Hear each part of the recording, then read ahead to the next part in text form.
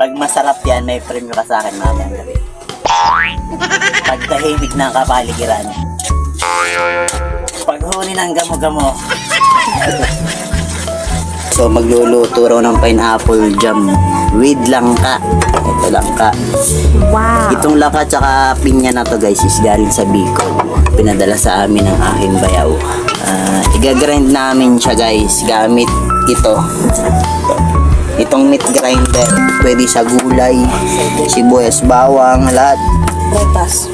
Sa prutas pwede rin. Tingnan nyo pa, luman-luma na siya oh. Hanggang ngayon gumagana pa rin. Tingnan nyo, saksak natin. 20, ano pa sa akin, 2018, ano? Tingnan nyo ah. Oh. Karne, kayang gilingin nito ang karne. Kung gusto nyo bumili rin ng ganito guys, i-share ko yung link nito.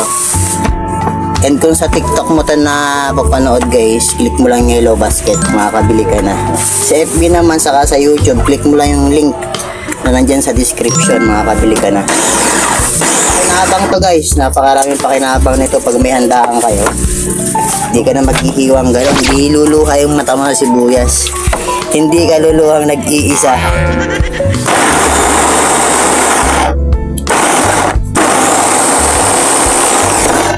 Sige. Durog na durog agad.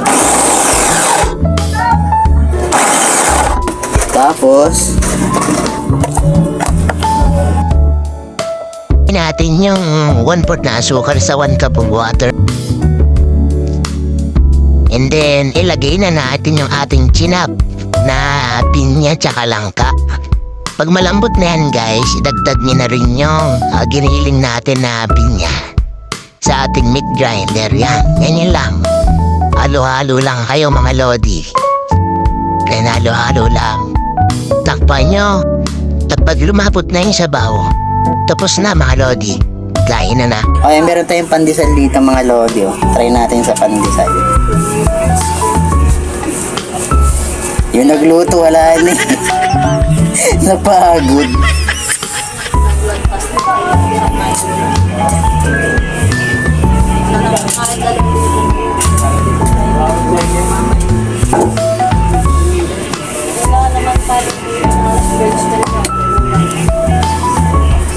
Ito na, napasobra naman.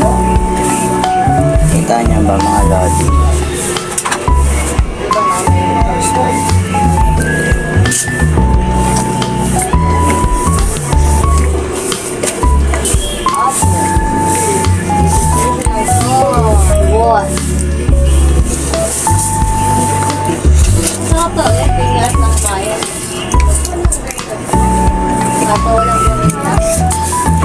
Bumango siya dahil dun sa ano langka.